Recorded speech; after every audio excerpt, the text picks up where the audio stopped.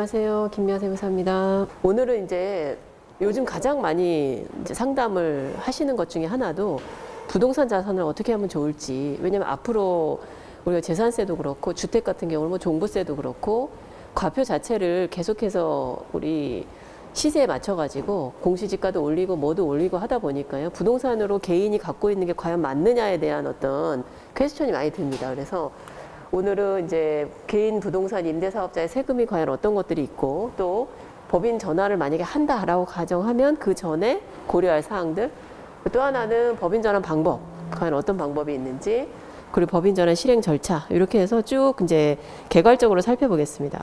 좀 여담을 하나 하자면은 이번 달 말까지가 임대사업자의 중소기업 통합이 일몰이에요. 이제 끝납니다. 원래 이제 작년 20년 8월 12일이었나요? 그때 이제 현물출자 법인 전환이 임대업종이 다 배제됐잖아요. 근데 중소기업 통합 하나가 남아 있었어요. 그러니까 미처 법을 못 바꾼 거예요. 그거는 현물출자만 이제 바꾼 거고. 그래서 1년 동안 이제 이게 되냐 안 되냐 막 다툼이 있으면서도 실행을 해왔습니다. 근데 올해 이제 바뀌었어요. 지금 이제 저희는 이제 여기에 계속 일을 하고 있으니까 빨리 접한 거고요. 실질적으로는 아직 모르고 계신 분들도 많더라고요. 근데 중소기업 통합도 이제 올해 말로 끝납니다. 그러니까 내년부터는 부동산 업은 취득세 감면이 중소기업 통합이든 뭐든 다 안 된다는 거예요. 예. 근데 한 가지는 양도세 2월 과세는 돼요. 그래서 우리가 충분히 활용 가치는 있다고 봅니다. 그래서 오늘 강의를 이제 준비한 것도 그런 것들 때문에 준비를 한 거예요. 저희도 이번에 이제 3군데 정도를 12월 말까지 끝내야 돼가지고 굉장히 지금 바쁜 와중에 있어요. 그래서 부동산 임대소득은 우리가 아시다시피 부동산을 대여하거나 혹은 이제 부동산상 권리, 지상권 뭐 이런 것도 임대소득이에요. 그리고 뭐 공장재단, 광업재단 이런 것도 임대소득입니다. 근데 여기서 다룰 거는 일반적으로 이제 상가 임대를 중심으로 뭐 사업용 부동산, 뭐 상가라기보다는 사업용 부동산, 빌딩 뭐 이런 것에 이제 한정해서 하겠습니다. 임대사업자가 첫 번째는 모든 사업자가 내는 부가가치세. 당연히 내야겠죠. 그래서 사업자의 형태는 간이과세와 일반과세가 있어요. 요즘 이제 간이과세 금액을 올려가지고 예전에는 이제 4,800만 원 미만이 간이과세자였습니다. 그리고 임대료 플러스 우리가 지금은 이제 보증금에 대한 이자율이 떨어졌죠. 1.2%로. 예전에는 뭐 2.1%였던 때도 있었고 1.8%도 있었어요. 그래서 1.2% 해서 수익 금액을 계산해서 4,800만 원 미만이 되겠다 싶으면 간이과세로 하고 그 외에는 일반과세로 일반적으로 등록을 했어요. 근데 바뀌었죠. 이제는 바뀌어가지고 연 공급 대가를 8천만 원으로 올렸습니다. 그래서 8천만 원 미만이면 개인 사업자는 간이과세를 할 수 있고, 그리고 간이과세 외에 모든 개인 사업자는 일반과세자예요. 그러니까 간이과세를 할 수 없는 업종들이 몇 가지 있어요. 그건 여기 열거는 안 했는데 그 업종을 제외하면 거의 다 이제 간이과세 대상은 가능한 거고요. 다만 이제 4,800이 넘으면 계산서를 발행해야 됩니다. 네. 그래서 그게 조금 이제 차이가 난 거예요. 예전에는 간이과세자는 세금계산서 자체를 발행을 못 했는데 지금은 4,800만 원 넘으면 발행을 하도록 돼 있어요.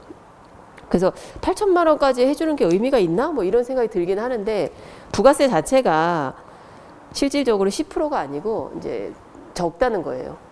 업종별 부가율만큼만 곱해서 계산하기 때문에. 그리고 간이과세자는 환급이 안 됩니다. 환급이 안 돼요. 그래서 만약에 건물을 우리가 뭐 짓는다거나 하면 간이과세 내면 안 돼요.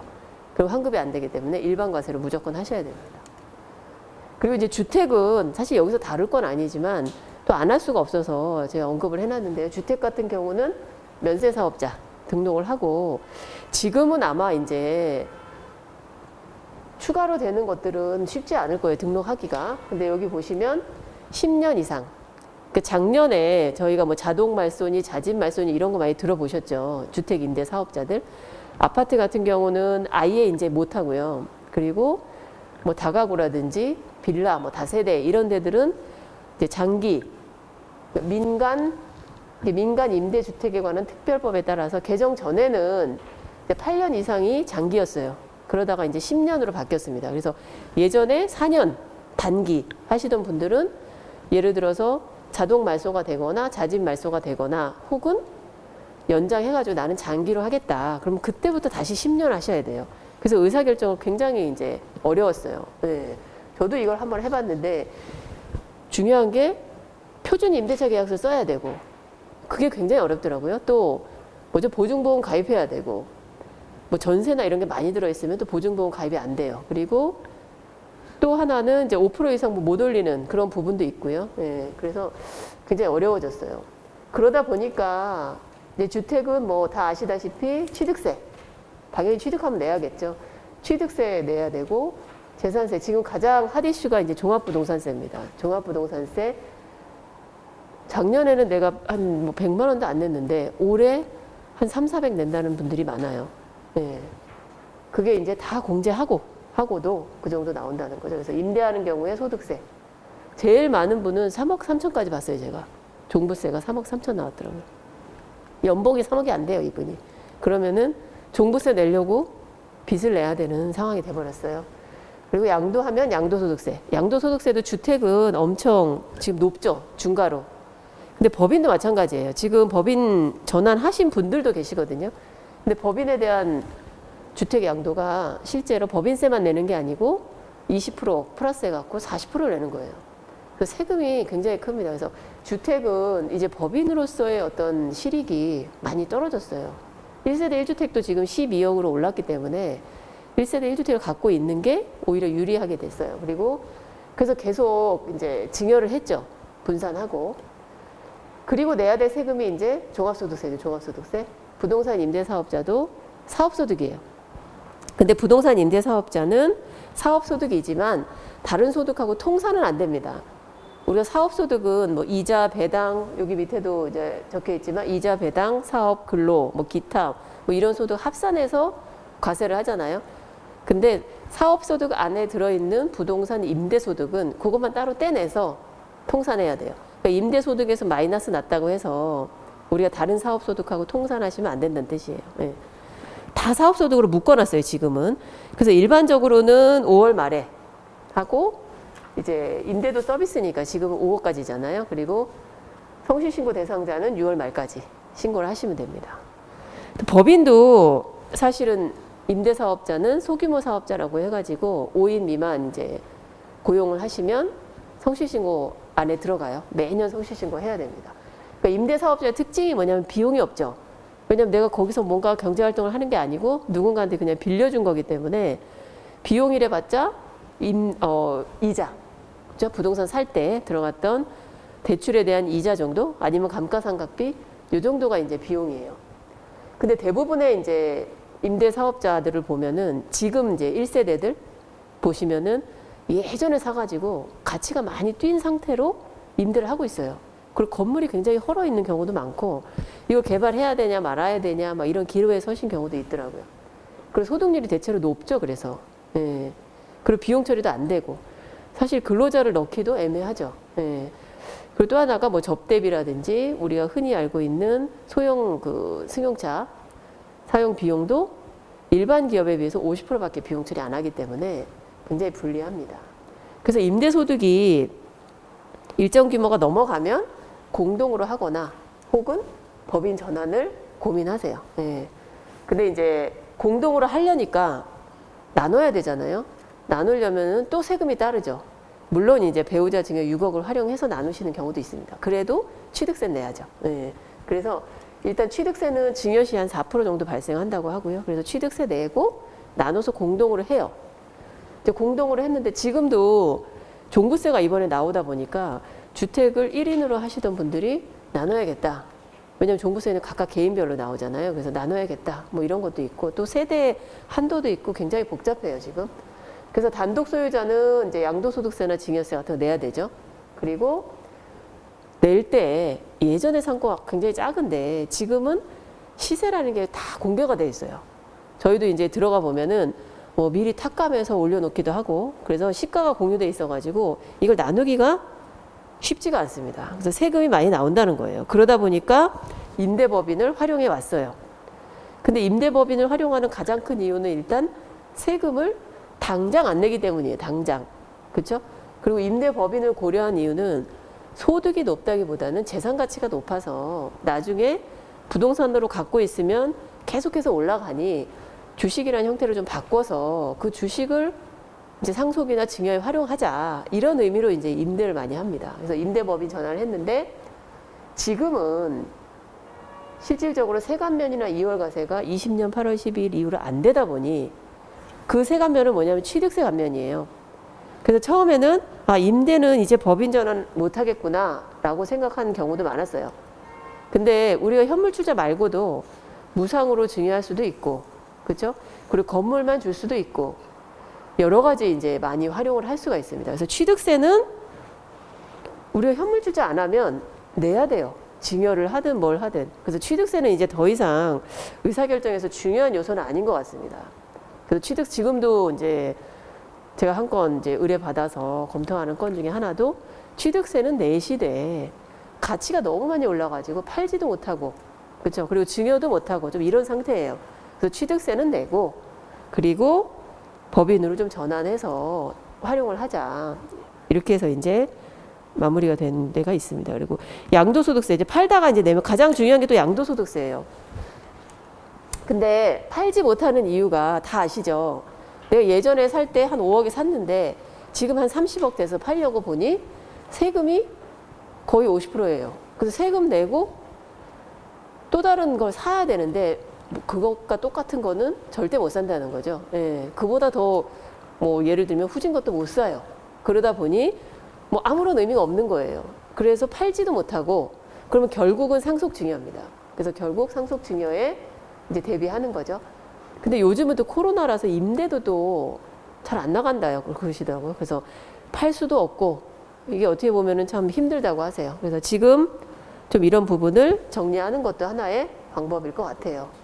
그래서 건물분에 대한 부가세는 없죠. 우리가 양도하면 개인으로 팔면 대부분 임대차 계약을 승계해서 포괄 양수도를 합니다. 그래서 부가세는 없고 양도소득세만 납부해요.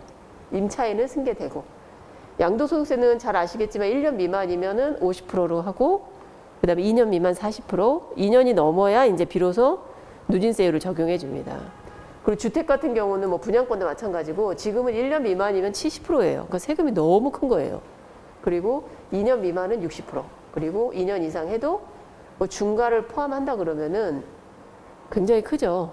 작년까지만 해도 2주택이면 10%, 그리고 3주택 이상이 20%였는데 지금은 20%, 30%니까 최고 세율을 따지면 우리가 20%다 그러면은 거의 지방세까지 합치면 70% 이상 내야 되고 30%다 그러면은 80% 이상 내야 돼서 팔 수가 없어요. 그래서 과연 이제 양도소득세가 어떻게 바뀔까? 이것도 초미의 관심사입니다. 지금 대선이 있다 보니까. 그리고 취득시가 오래된 경우는 당연히 크죠. 그냥 어마무시하게 큽니다. 예. 취득가액이 낮기 때문에. 그리고 계속 갖고 있으면 또 기다리는 세금이 상속증여세. 이게 어떻게 보면 제일 커요. 근데 상속세에서 뭐 세금도 크지만 분쟁이 가장 큽니다. 분쟁이 제일 많아요. 상속을 하면. 그래서 상속증여세, 저희도 상속 신고한 것 중에 하나가 자녀 2명의 배우자 3분이었어요. 그리고 건물이 진짜 많았습니다. 그리고 예전에는 뭐 드러나지 않는 그런 것들도 사전 증여를 다 해놓으셨더라고요. 근데 막상 상속이 되니까 정말 금액이 컸음에도 불구하고 싸워서 형제는 등을 돌리고 더 많이 갖겠다고. 이게 참 어쩔 수 없나 봐요. 그래서 재벌들도 왜 싸우나 했더니 똑같아요. 다들 조금이라도 더 가지려고 그 예전에 넌 줬지 않냐부터 시작해가지고 유리분이 무섭더라고요. 그래서 자녀한테 사전증여 하는 경우에도 당연히 세금 내야죠. 그리고 다주택자는 취득세가 또 높아요. 그러니까 주는 사람이 다주택자면 12% 내야 되는 거예요, 또. 그리고 부동산 전세나 담보대출이 있으면 부채를 또 승계해야 되잖아요. 근데 요즘 또 이게 대출이 안 나오다 보니까 소유권 이전 됐을 때 또 쉽지 않더라고요, 이게. 또 하나는 부담부 증여했을 때는 사후 관리를 하죠. 뭐 이자니 뭐니 이런 거 내야 되는데 소득은 별로 없을 거 아니에요. 그럼 자금 출처가 없어서 또 잘 못 넘겨요. 전세 보증금도 이제 부담부 증여를 해야 됩니다. 그래서 전세 보증금 같은 경우는 의사결정 할 수가 있어요. 부담부 증여하면 우리가 양도세를 내야 되기 때문에 나중에 그냥 부담부 증여하는 사람이 갚겠다 이렇게 되면 증여세만 내고 마무리되는 경우도 있어요. 대신에 그 보증금은 증여한 사람이 내야죠. 그렇죠? 그리고 증여재산에 대한 평가는 시가가 원칙이죠. 시가. 근데 시가가 없기 때문에 우리가 보충적 평가 방법을 활용합니다. 그래서 이제 2020년 이후에는 국세청에서 이제 감정평가 예산을 가지고 와가지고 감정평가를 해서 과세를 한다고 해요. 근데 이걸로 지금 과세된 사례는 아직은 제가 보지는 못했어요. 근데 어느 세무사님이 하셨는데 가액 차이가 꽤 커요. 큰 건물이에요. 그러다 보니까 감정평가로 이제 과세를 하겠다라고 해서 지금 과세가 됐는지는 제가 아직 확인을 못했는데 그렇게 나오는 경우도 있대요. 그래서 저희도 2020년 말에는 기준시가로 많이 넘겼어요. 그리고 2021년에 만약에 나오면 하겠다. 여기 계신 분이랑 같이 한 건데 그래서 그걸로 마무리됐어요. 그런 경우가 있어요. 근데 21년 이후부터는 지금 이제 감정평가나 이런 걸 통해서 시가를 많이 형성하고 있어요. 그래서 부동산 증여의 특징은 증여해도 바로 팔 수가 없습니다. 그렇죠? 5년 동안은 못 팔아요. 이게 우리가 배우자 2월 과세라는 이름을 붙여서 부동산 증여하면 증여받은 날로부터 5년 동안은 팔지 못하게 5년 내에 팔면 과거에 이제 취득했던 증여자 그러니까 예를 들어서 부모님의 취득 가액하고 증여받은 내 가액하고 둘 중에 작은 금액을 취득 가액으로 보기 때문에 5년 내에는 못 팔아요. 그래서 부담부 증여 같은 경우는 양도와 증여가 복합된 거죠. 그래서 부담부 증여를 활용하기도 합니다. 저희가 이제 했던 사례 중에 법인의 부담부 증여 한 경우가 있어요. 법인의 부담부 증여하고 그 다음에 양도세는 부모님이 내시고 증여세는 법인은 증여세를 안 내니까 법인세만 내요. 근데 이때는 이제 이제 주의하셔야 될 게 특정법인 증여 이익이라는 게 있죠. 법인의 주주들이 이익을 보기 때문에 그걸 잘 감안해서 하시면 됩니다. 그래서 증여자는 양도세를 내고 수증자는 증여세를 내는 게 이제 부담부 증여예요.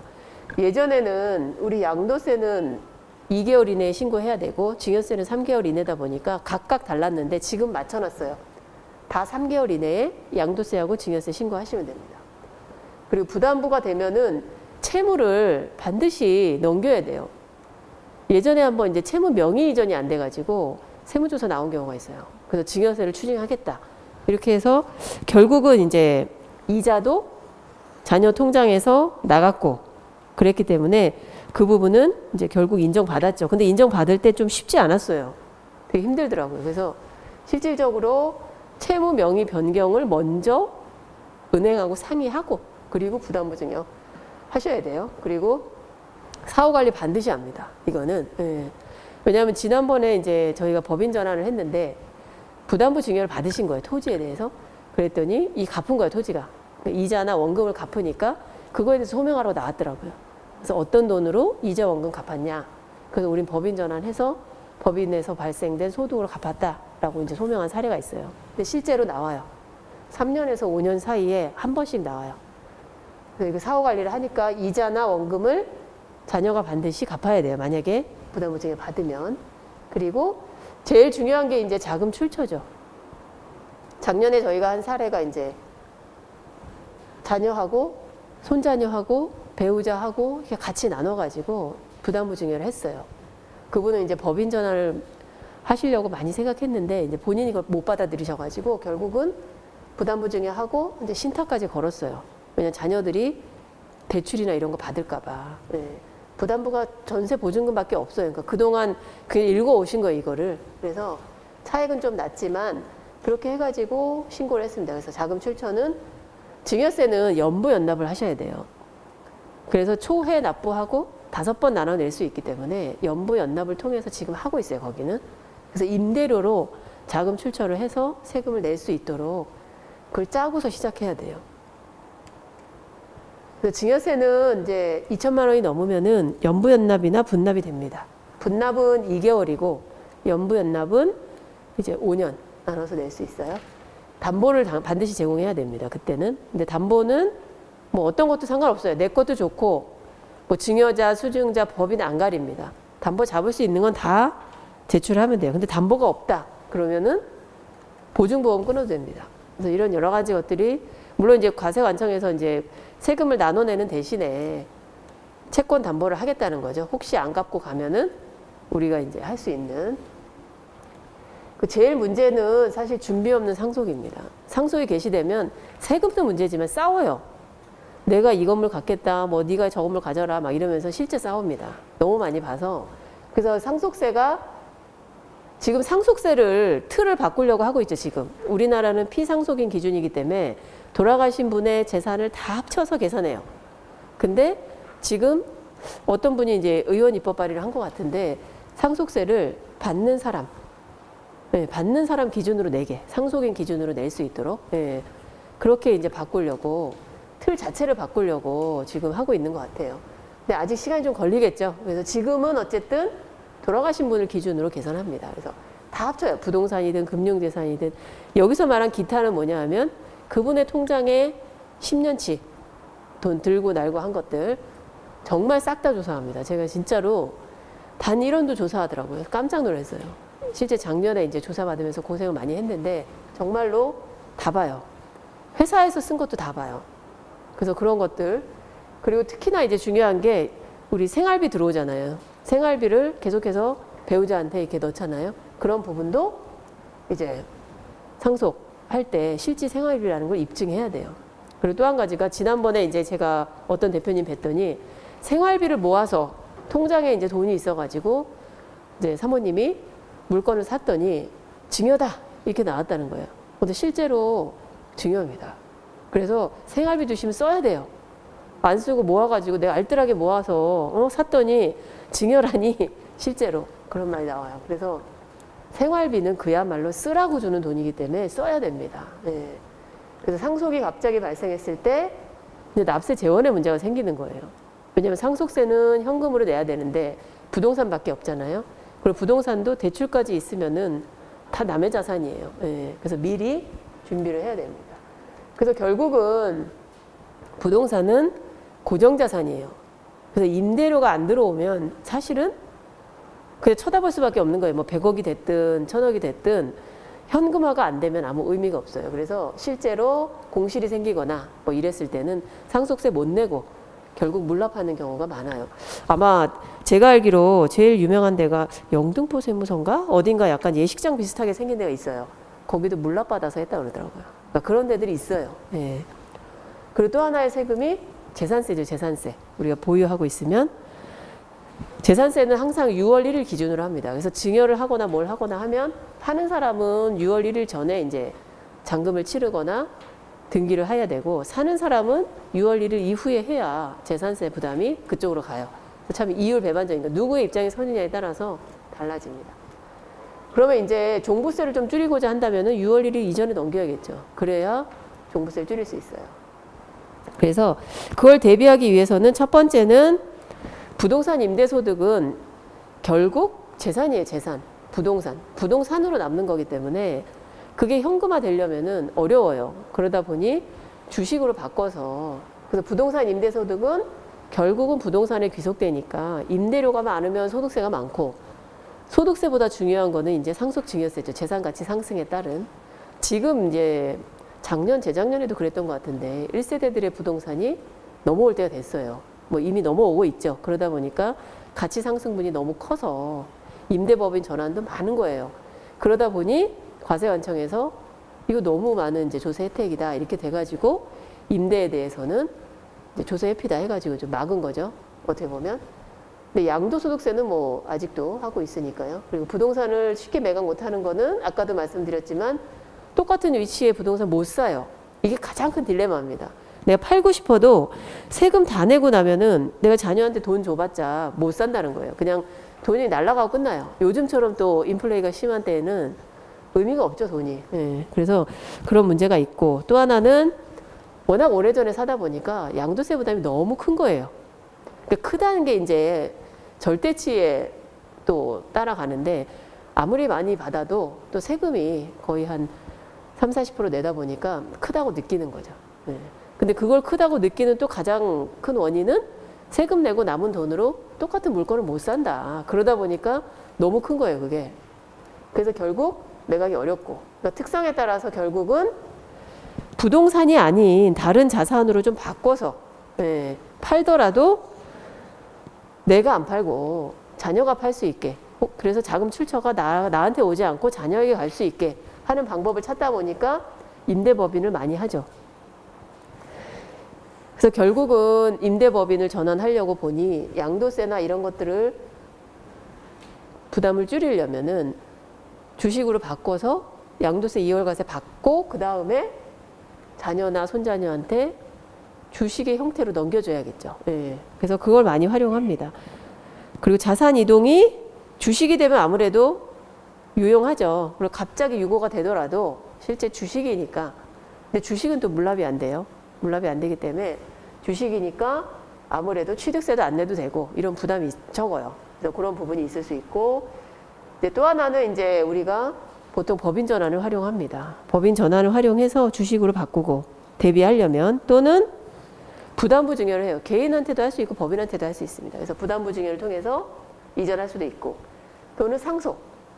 만약에 업무용 자산은 우리가 부동산이 임대뿐만 아니라 또 다른 부동산도 있을 수 있잖아요. 그런 것들은 가업상속을 활용하고, 임대는 상속이 안 돼요. 안 되기 때문에 가업상속이 안 된다는 뜻입니다. 그래서 일반 상속으로 하고, 과세관청에서는 이제 감정평가로 자꾸 과세하려고 하니까 제일 중요한 게, 아직은 이제 감정평가에 대한 게 이렇게 다가오진 않아요. 다가오진 않는데 이제 곧 다가올 거예요. 아마 올해도 지금 벌써 표준지 나왔던데 내년에 이제 공시지가 나오고 하면은 더 올라가지 않을까라고 이제 다들 예상은 하고 있습니다. 그러면 이제 개인 부동산 임대업, 우리가 이제 75% 감면 받고 예전에 100% 감면도 있었어요. 하시자 해도 사실 귀에 닿지 않습니다. 그래서 안 하시다가 법이 막 바뀌고 세금이 막 높아지니까 이제 와서 해야겠다라고 생각하시는 분들 많이 계세요. 예. 늦지 않다고 생각합니다. 그래서 부동산 법인 전환 전에 이제 우리가 고려할 사항이 뭐냐 하면, 가치가 너무 높으면 우리가 법인 전환은 무조건 감정평가를 통해서 시가를 이제 산정해서 합니다. 그러다 보니까 가치가 너무 높으면 과연 시가 평가를 해서 하는 게 좋냐, 아니면 시가가 없다고 보고 우리가 보충적 평가 방법을 통해서 사전 증여를 하는 게 맞냐, 이걸 고려해 봐야 돼요. 그래서 시가가 너무 높으면 실질적으로 법인 전환의 실익이 조금 떨어질 수도 있어요. 그래서 그런 부분하고, 결국은 이제 먼저 세금을 낼 수도 있다, 이런 의미죠. 근데 양도세 2월과세가 되기 때문에 사실은 실익은 좀 있어요. 없진 않습니다. 그리고 또 하나는 이제 건물을 많이 줘요. 토지는 가격이 너무 많이 올라 있으니까 건물을 먼저 자녀들한테 주고, 우리가 임대는 건물에 다 들어와 있습니다. 그래서 전세 보증금도 자녀들한테 줘요.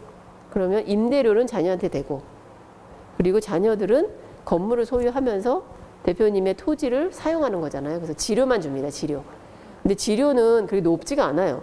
개별 공시 지가로 이제 계산하는 산식이 있기 때문에 상증세법에 의해서 산정할 수가 있어요. 그래서 지료를 주고, 대신에 만약에 이제 건물을 주면 토지 임대도 과세사업자입니다. 그래서 세금계산서 발행해야 돼요. 그리고 사업자는 반드시 이제 내셔야 돼요. 정정을 하셔야겠죠. 원래 임대사업자였다가 토지 임대사업자로 바꾸셔야 됩니다. 그래서 건물만 주는 걸 많이 했어요. 토지 가격이 너무 높으니까. 예, 건물만. 저희가 한 것 중에 하나는 건물만 너무 높아서 법인에 준 게 있어요. 제가 이 뒤에 보면 얘기하겠지만은, 임차인이 예를 들어서 유흥업자다 그러면 취득세가 5배 중과됩니다. 그래서 그걸 미리 확인하고 해야 돼요. 그리고 또 하나는 임대업이 여러 개거나, 혹은 임대용 건물이 너무 커서 줄 수가 없어요. 실제로 이제 제가 예를 드는 사례 중에 하나가 기준시가가 1,000억이에요. 줄 수가 없습니다, 이거는. 그래서 관리법인을 만들어요. 그래서 관리법인을 통해서 상속 재원을 준비하는 거죠, 말하자면은. 네, 그래서 그렇게 많이 합니다. 그리고 관리회사를 설립해가지고, 지금 한 회사도 제가 이제 컨설팅 한 지가 벌써 5년 다 돼가요. 그 회사도 관리법인을 만들어서 실제 그 관리법인이 또 부동산을 샀어요. 네, 그래서 그 부동산을 100억인가 주고 샀어요. 물론 대출도 받았고. 그래서 그런 부분들도 활용해야 되고, 관리법인의 수입으로 이제 자금 출처를 확보하고, 결국은 사전 증여를 못할 수도 있어요. 너무 커서. 혹은 법인 전환하기에도 부담이 되거나 못할 수도 있습니다. 여러 요건에 의해서. 그러면 일단은 상속 재원을 준비한다는 차원에서 관리법인을 만들어서 정리하는 게 하나의 방안이에요. 그래서 부동산 임대법인 전환의 실익을 이제는 고려를 해야 돼요. 예전에는 사실은 징여세도, 취득세도 100% 감면되고, 양도세도 2월과세 되고 이랬을 때는 법인 전환이 답이었어요, 어떻게 보면. 그리고 올해까지도 중소기업 통합까지 할 수 있다 그러면 법인 전환이 괜찮을 것 같아요. 왜냐하면 감정평가를 조금이라도 이제 낮춰서 한다고 하면. 그래서 임대법인 전환 후에 실익을 고려해야 됩니다. 그래서 시간이 좀 있어야 돼요. 너무 시간이 없는데 바로 해가지고 시가평가를 하는 게 맞냐는 한번 고려를 해봐야 됩니다. 그리고 또 하나는 이제 부동산 자산으로만 평가되는 주식가치. 근데 소득이 별로 없는 데는 실익이 좀 있습니다. 왜냐하면 우리가 부동산 자산이 돼버리면은 주식이 돼서 법인으로 들어가면 감정평가를 하지 않는 한 기준시가하고 비교하게 돼 있어요. 그리고 또는 임대 이제 환상가액하고 비교하거나 그래서 아무래도 낮습니다. 그리고 부채나 이런 걸 통해서도 낮출 수도 있고 법인이 되면은 주식을 소각하거나 뭐 이렇게 해가지고도 돈을 빼올 수 있고 여러 가지 자금 출처를 만들 수 있잖아요. 네. 그래서 법인으로 가는 거예요. 그래서 임대 부동산을 향후 매각하거나 개발할 의지가 있다. 이러면은 당연히 지금 빨리 법인 전환해야 돼요. 그리고 5년을 빨리 흘려보내야 됩니다. 그래서 절대적인 시간 5년이 필요하기 때문에 항상 빨리 움직일 필요가 있습니다. 그리고 사후관리가 지나고 나면은 이제 문제가 없죠. 그리고 임대법인이 외부감사 대상 되는 경우가 많아요. 자산이 크다 보니까. 네. 지금은 이제 자산이 뭐 120억, 그렇죠? 부채가 70억, 매출이 100억, 종업원 100명이잖아요. 네. 그래서 지금은 외부감사에서 조금 이제 빠질 수도 있을 것 같아요. 또 하나는 성실신고 대상, 그렇죠? 성실신고 대상이에요. 법인도 5인 미만, 임대업이 주업이고 성실신고 대상입니다. 여성 사업자가 아니고 지워주세요. 임대사업자는 성실신고 대상입니다. 그러면 임대법인으로 전환하는 방법을 한번 살펴보겠습니다. 세관면 포괄 양수도 이건 사실 거의 많이 안 써요. 왜냐하면 현금 자산이 필요하기 때문에. 그래서 실제로 임대보증금하고 담보대출이 너무 많아서 감정평가를 해도 아니면 이미 감정평가를 한 데들도 있어요. 대출 받기 위해서. 그래서 순자산이 현금으로 출자할 만하다 하면 할 수 있어요. 예전에 현금 출자해서 하신 분이 7억까지는 해봤어요. 네. 근데 그 7억을 은행에서 빌려서 했거든요. 그러니까 실질적으로 자금 출처를 봐요. 그때 자금 출처 조사를 받았었어요. 그래서 자금 출처 보고 세관면 받아야 되고 현물 출자 마찬가지로. 현물 출자는 우리가 이제 사실 현물 출자가 부동산 임대업만 되는 건 아닙니다. 부동산 자산이 없어도 세관면을 받고 있는 데들은 다 현물 출자를 해야 되는데 세관면 양수도를 하거나 근데 현물 출자는 아무래도 부동산이다 보니까 가치가 커요. 그리고 예전에 사신 분은 부채를 안 좋아하세요. 그래서 부채가 아예 없는 분도 있어요. 그러니까 부채가 없다 보니까 순자산이 높아서 현금으로는 도저히 출자할 수가 없다. 그리고 출자의 실익도 없다. 그러면 현물로 합니다. 그래서 현물 출자로 하고 그러면은 이제 순자산가액이 자본금이 되죠. 그래서 보통 자본금이 많은 데들은 100억 넘는 데도 봤어요. 그리고 한 60억, 뭐 30억, 뭐 10몇억 이 정도는 가장 좋은 것 같아요. 예, 그렇게 해서 법인으로 전환합니다. 그래서 현물 출자 방법을 통해서 법인 설립을 하는 거예요. 이거는 뭐냐 하면 설립된 법인에 넣는 게 아니고 현물 출자를 통해 법인을 설립하는 겁니다. 그때만 이제 세관면이 돼요. 그리고 주식회사는 당연히 법원 인가를 받아야 돼요. 다른 회사는 안 받아도 됩니다. 또 하나가 이제 중소기업 통합. 이 통합은 올해 진짜 많이 했죠, 이거를. 개인 임대사업자가 2개 있거나 또는 법인 하나 있고 개인 임대가 있거나 이런 데들 통합을 합니다. 부동산 임대업 중에 법인 전환할 때 가장 큰 문제가 뭐냐면 취득세도 아니에요, 사실은. 중과가 된다는 거예요, 취득세가. 대부분 건물이 서울에 있어요. 대부분 건물이 서울이나 대도시에 있기 때문에 실질적으로 취득세를 내가 내겠다라고 결심을 해도 4.6%를 내는 게 아니고 실제 거의 10%를 내야 되기 때문에 부담이 너무 큰 거죠. 예를 들어 100억인데 4.6% 내는 거하고 10% 내는 거는 하늘과 땅 차이잖아요. 그러다 보니 중소기업 통합을 많이 활용합니다. 그리고 현물 출자는 작년 8월로 일몰이 됐기 때문에 이제 배제가 됐기 때문에 중소기업 통합 그 틈새를 활용해서 1년 동안 올해 1년 동안 진짜 많이 했어요. 네. 조마조마하면서 한 것도 있고 인가가 안 나올까 봐. 그래서 이제 중소기업 통합은 지금 마지막에 남은 제가 지금 하고 있는 게 개인 사업자가 임대도 있고 제조도 있어요. 근데 법인이 있어요. 그 법인하고 통합하려니까 임대 부분 때문에 올해 꼭 해야 되는 거예요. 중소기업 통합을. 내년 지나면 임대 부분은 취득세 감면이 안 돼요. 그래서 임대법인에서 중소기업 통합을 활용할 때는 본점을 과밀 외에 두거나 혹은 서울에서 5년 이상 있었던 법인을 인수하거나. 예. 근데 실제 인수해서 해보니까 예전에도 그랬지만 역시나 쉽진 않습니다. 예. 주식도 바꿔야 되고 뭐 이래가지고. 그래서 중소기업 통합으로 설립되는 법인의 자본금은 당연히 통합되는 개인 사업자의 순자산가의 이상 들어와야 돼요.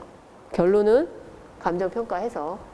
그래서 기존 법인하고 이제 저희가 가장 어떻게 보면 딜레마에 빠지는 게 뭐냐면 법인이 개인 부동산에 임차하고 있어요.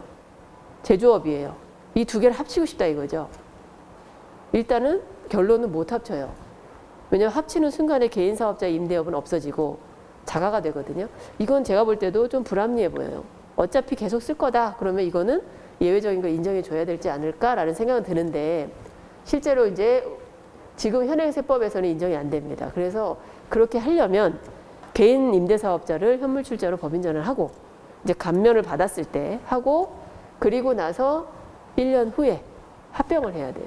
그래서 그런 방법을 쓰지 않으면 어렵더라고요. 그래서 그렇게 해야 되고 또는 개인 2개 있으면 당연히 법인 임대사업자로 설립하면 됩니다. 취득세하고 법인 등록세가 중과가 안 됩니다. 본점이 지방에 있으면. 저희가 한 것 중에 하나는 이제 개인이 서울에 있어가지고 이제 과밀 외에다가 오피스텔 하나 얻어서 실제로 임대를 했어요. 그리고 나서 2개를 합쳤습니다. 그러면 이제 절차를 한번 볼게요. 절차. 너무 사실은 많이 했기 때문에 그래도 또 이제 하시려고 보면은 낯설다고 하시더라고요. 막상 하려고 보면. 근데 법인 전환은 현물 출자뿐만 아니고 임대사업자뿐만 아니고 모든 업종이 사전에 점검을 잘해야 됩니다. 이게 법인 전환해서 이제 문제가 없을지 그런 것들을 점검을 잘해야 돼요. 그리고 세관면이 혹시 이월된 건 없는지 반드시 보셔야 돼요. 그 또 하나는 이제 임대사업자 법인 전환. 세관면 사업 포괄 양수도 이거는 뭐 말씀드린 대로 감정평가를 먼저 해요. 세관면 포괄 양수도를 하려면 현금을 넣어야 됩니다. 근데 얼마를 넣어야 되냐? 그게 나중에 증자하면 안 되니까 설립하기 전에 실질적으로 토지 건물을 감정평가하고 근데 이번에 이제 법인 전환하고 보니까 토지 건물이 장부상 안 올라 있는 데도 있어요. 그러니까 반드시 장부상 계상돼 있는지 확인하셔야 돼요. 그리고 또 하나는 결산. 결산이 제일 중요하죠. 결산하고 임대차 계약서. 계약서가 오래된 건물은 그리고 또 연세가 많으신 분들은 갱신도 안 하고 그냥 싸게 쭉 있으신 분들이 있어요. 그래서 법인 전환을 만약에 한다 그러면 이 기회에 계약서도 한번 점검을 해봐야 됩니다. 그리고 주택은 안 돼요. 주택은 아무것도 감면이 안 되기 때문에 뭐 취득세 내신다 쳐도 감면이 안 돼서 실익이 없어요. 팔 때도 20% 플러스고 뭐 그렇다 해도 법인 전환 하신다 그러면 하실 수는 있는데 그거는 한번 고민을 해봐야 돼요. 결산하고 나면 자본금이 나오죠. 그러면 자본금이 나오면 그거를 가지고 현금을 넣어요. 그래서 잔고 증명을 만들어서 이제 주금 납입합니다. 근데 자금이 보통 이제 커서 10억이 넘어간다 그러면 우리가 잔고 증명서라는 걸로 법인 설립하잖아요. 그걸로 안 됩니다.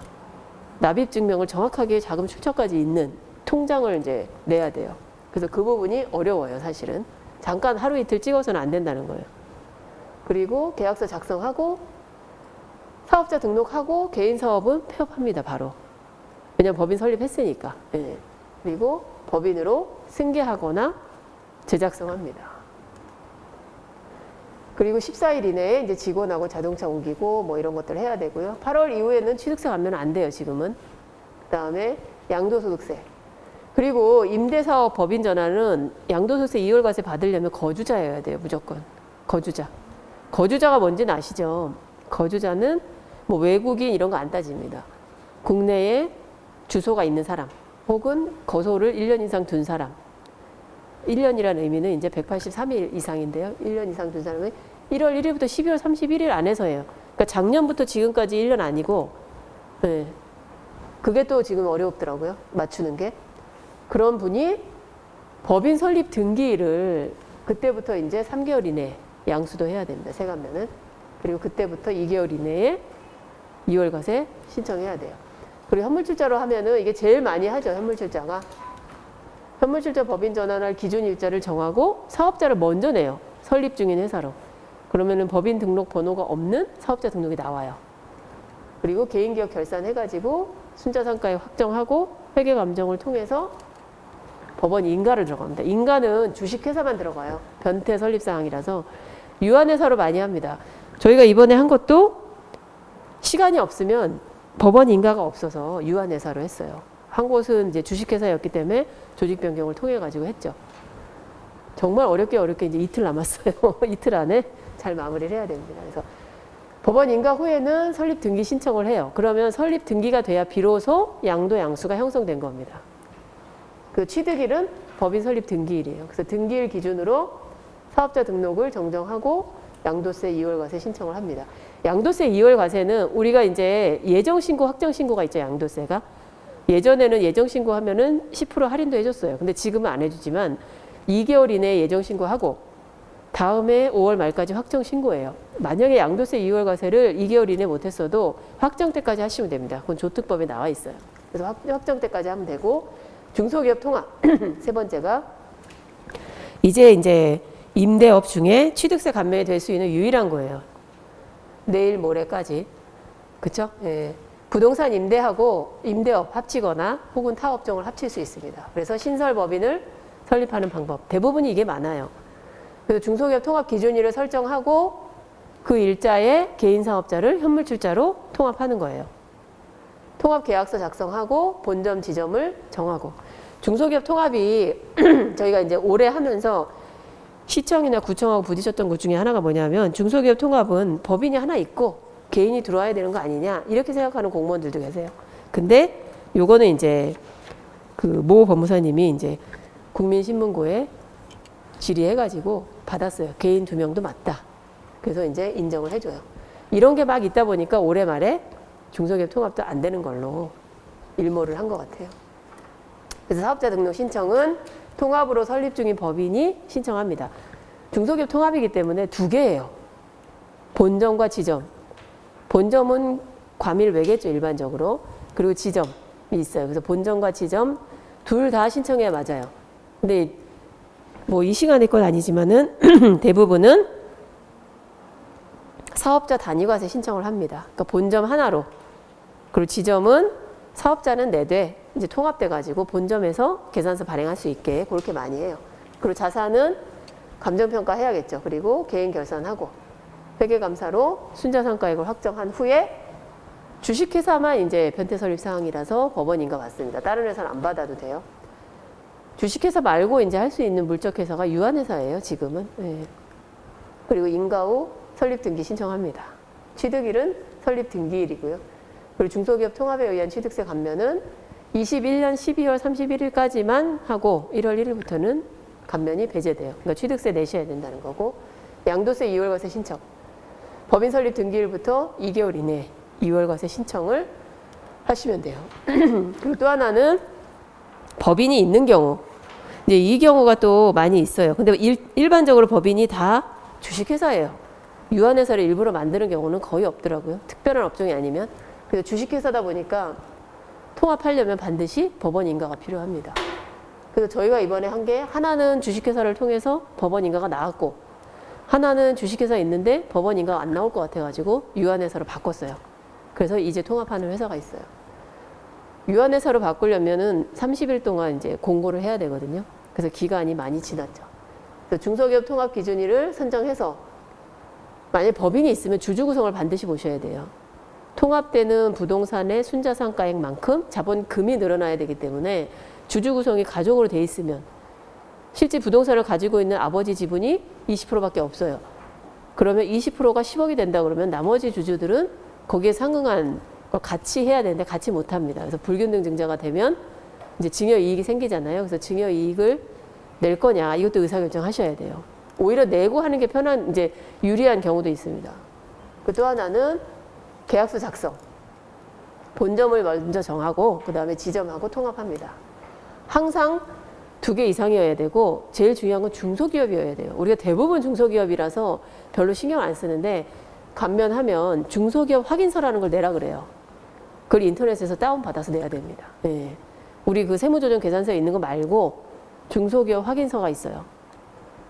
기관에서 받는 거 그걸 내셔야 돼요. 그리고 중소기업 통합 기준일 이후의 매출은 법인에서 발생하는 겁니다. 법인이 설립이 안 됐다 그러면은 개인에서 발생하고 신고만 법인에서 해요. 법인이 있다 그러면 이건 법인이 있는 거기 때문에 법인에서 합니다. 그래서 만약에 이제 개인으로 잘못했다 그럼 법인으로 수정계산서 발행해야 돼요. 그리고 회계감사해서 인가를 받아서 통합대상 법인이 대부분 주식회사이기 때문에 인가 받아서 증자등기를 하는 거예요. 이거는 증자등기입니다. 증자등기해서 개인사업자 자본금이 순자산가 이상으로 늘어나요. 우리가 증자했을 때 효력 발생일은 증자 납입일 다음 날이에요. 그러니까 여기는 현물 출자로 증자하니까 실질적으로 증자 등기일 정도 보시면 될 것 같아요. 양도세 2월 과세는 2개월 이내에 2월 과세 신청하시면 돼요. 실제로 양도세는 계속해서 감면입니다. 일몰 기한이 없기 때문에 앞으로도 임대사업자는 취득세를 낸다는 전제하에 법인 전환은 실익이 있다고 봅니다. 취득세는 뭘 해도 내야 돼요. 그렇죠? 누구한테 넘길 때 뭘 해도 내야 되기 때문에. 그리고 우리가 이제 임대법인을 할 때 실무 절차상 유의할 사항이 뭐냐 하면 사업자 등록을 받잖아요. 저희가 지금 검토하고 있는 것도 토지는 부모, 아버지하고 자녀하고 공동으로 돼 있고 건물은 자녀 법인으로 되어 있는 데들이 있어요. 그래서 일단 부동산 건물, 부동산 토지 건물의 소유자하고 사업자 등록증하고 일치하는지 봐야 돼요. 반드시 봐야 됩니다. 근데 사업자 등록증 혼자 돼 있는데 뭐 공동으로 돼 있다거나 신고를 만약에 공동으로 하고 있다 이러면 바꾸면 돼요. 네, 바꾸면 되고 또 각각 있는 경우가 있어요. 건물은 뭐 배우자 건데 토지는 대표님 거다. 그러면 사업자 각각 나와 있나 보셔야 됩니다. 혹은 공동으로 돼 있나 보셔야 돼요.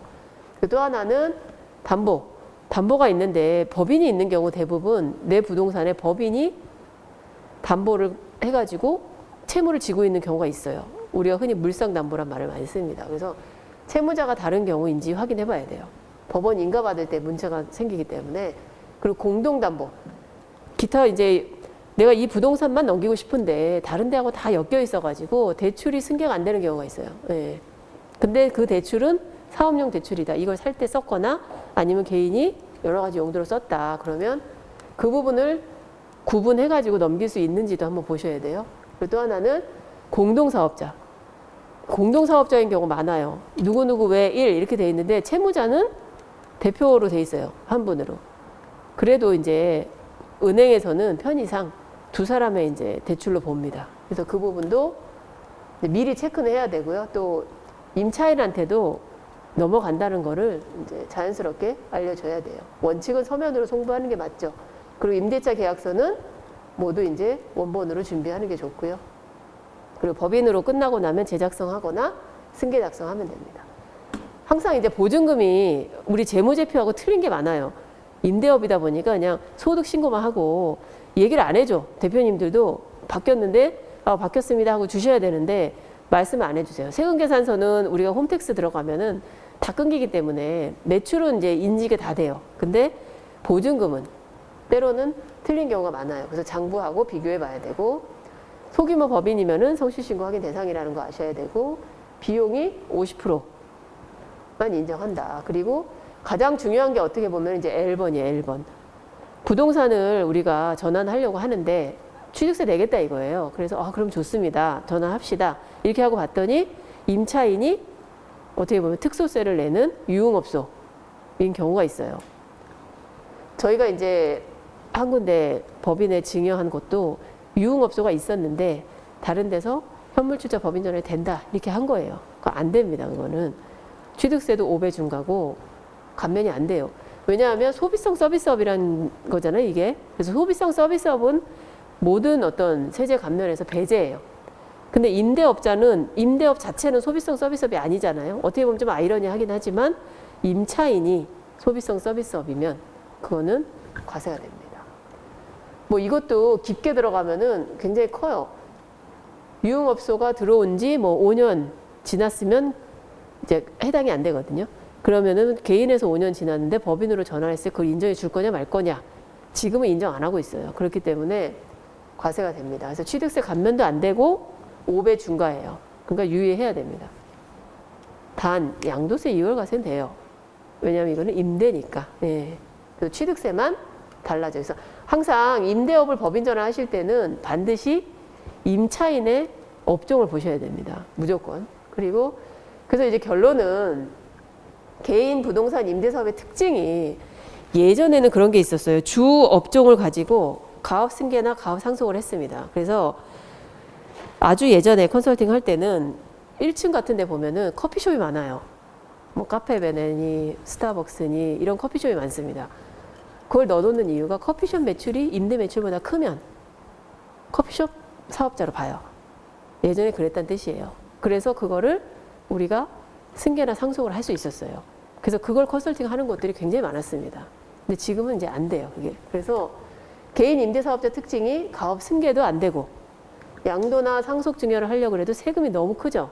그러다 보니까 또 과세관청에서는 감정평가로 상속 증여 과표를 정하겠다라고 하고 있고 이러다 보니 또 한 가지가 성실신고 확인제도가 돼서 예전에는 임대사업자가 개인으로 버틸 수 있었던 가장 큰 이유 중에 하나도 잘 아시겠지만 임차인과의 어떤 협의에 의한 임대료가 덜 신고되는 데가 많았어요. 근데 요즘은 뭐 지리적 정보 시스템인가요? 이걸 보고 이 옆집의 임대료가 예를 들어서 1억인데 여기는 3천만 원밖에 안 되면 조사를 나간다는 거예요. 그래서 왜 3천만 원인지.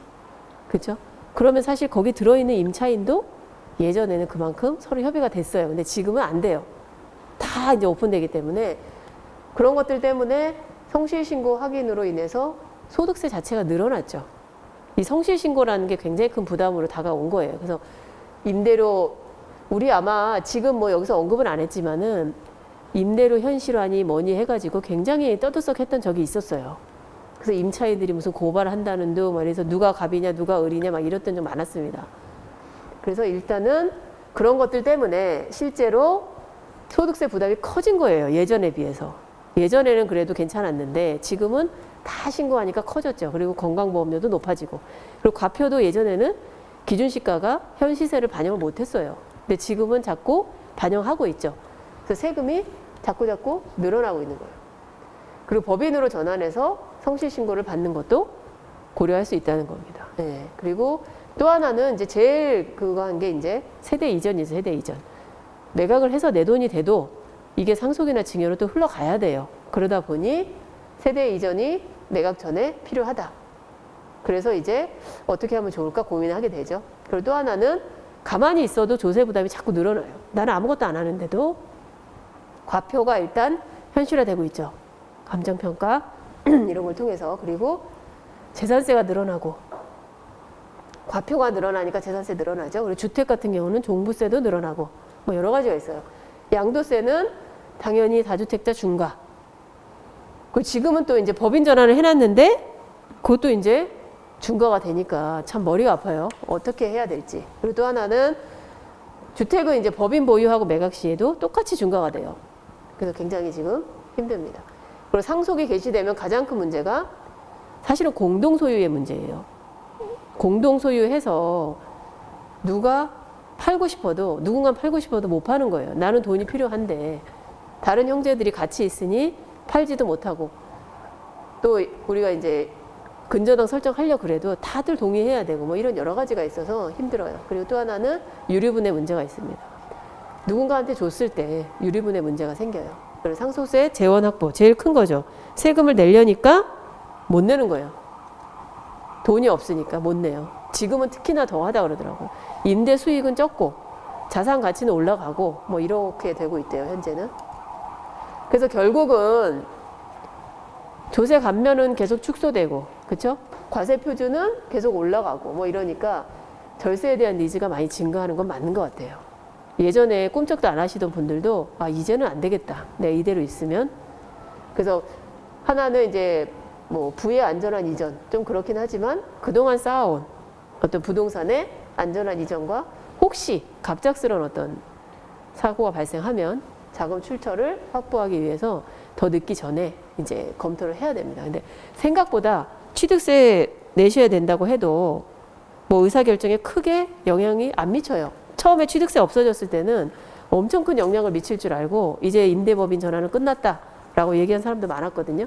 그래도 75% 감면도 많이 했습니다. 실제 많이 했고 작년에 이제 20년 8월 12일 그때 일몰 되기 바로 직전에 진짜 많이 했어요.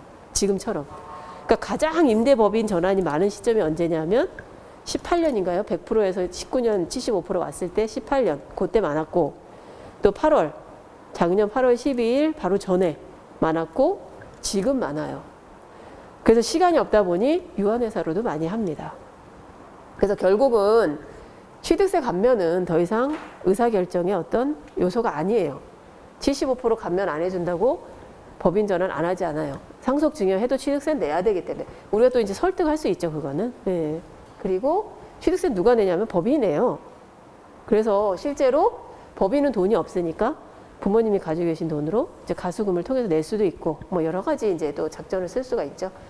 그래서 물건을 이전할 때 취득세가 감면돼서 좋은 거는 더 이상 의사결정 요건이 아니에요. 감면되면 좋은 거고. 그리고 여전히 사업용 부동산, 제조업을 하는 공장 취득세 감면됩니다. 75%. 연장됐어요. 2024년까지. 네. 그리고 또 하나는 양도세 2월 과세 계속됩니다. 그래서 우리가 주택 빼고 주택은 안 되고요. 주택 외에 부동산 임대업의 법인 전환은 어떻게 보면은 작년에 세금 많이 폭탄 내린다 했을 때 올해 세금 폭탄 많이 맞았어요, 실제. 그래서 이제 앞으로는 실질적으로 법인 전환은 계속 될 것 같아요. 그래서 지금도 이제 저희가 상담하고 있고 실질적으로 진행하려고 하는 건들이 임대법인 전환이 굉장히 많아요. 그래서 임대사업자를 갖고 있고 또 이제 대표님들이 잘해서 부모님 토지 위에 예를 들어서 자녀들이 건물을 지었어요. 그럼 토지값이 올라갑니다. 왜냐하면 번듯한 건물이 들어섰기 때문에 토지값도 올라가요. 그러면 이 토지를 갖고 오긴 갖고 와야 되는데 증여로 갖고 오기에는 예전보다 너무 많이 올랐고 또 이미 이제 일부 증여를 받아서 50%까지 막 되니까 그런 부분도 있고 또 하나는 다른 형제들 나는 받았는데 이제 다른 형제들에 대한 유류분의 문제 이런 여러 가지 것들이 얽혀 있어요. 그래서 그런 것들을 잘 대비해서 임대업 법인 전환은 상속 증여하고 가장 큰 연관이 있습니다. 그래서 피상속인 이 물건을 가지고 계신 분의 재산 상태를 제일 먼저 봐야 돼요. 그래서 이거를 법인 전환해서 주식으로 어떻게 나눠줄 거냐. 그러면 주식으로 나눠주면 추후에 훨씬 편하죠. 싸워도 편해요. 이 물건 어디 팔아먹지 못하니까 주식으로 변했기 때문에 싸워도 편하고 오히려 더 안심돼요. 그리고 요즘은 뭐 신탁이라는 걸 또 많이 활용해가지고 뭐 신탁을 계속 해놓으면은 또 쭉 이어서 갈 수도 있고 뭐 여러 가지 방법을 많이 쓸 수 있을 것 같아요. 예. 내년에는 취득세 감면 더 이상 없지만 양도소득세 2월 과세가 있고 상속증여의 입장에서 유리하다고 판단되면 임대사업자 법인 전환은 계속될 거라고 이제 봅니다. 전망합니다. 지금 이제 질문하신 분이 부동산 임대업인데 보통 지금 말씀하신 형태가 근린하고 주택이 같이 있는 경우예요. 그런 경우는 주택은 감면이 안 됩니다. 예, 근린만 돼요. 예. 그래서 주택은 어쨌든 현물 출자 시점에 주택이면 안 돼요. 예, 그래서 그 부분은 염두하셔야 됩니다. 왜냐하면 구분 등기가 안 돼요. 일반 건물은 근린하고 주택하고 같이 있는 데는 자를 수가 없어요. 그러다 보니까 우리가 통건물로 그냥 토지 건물 넘어가야 되는데 주택은 감면이 안 되기 때문에 그런 건물은 이제 주택에 대한 세금은 고려해야 됩니다. 네, 그래서 주택이 아니어야죠. 그래서 그 시점에는 주택으로 안 쓰면 상관없어요. 네네. 연말인데 고생하셨습니다. 감사합니다.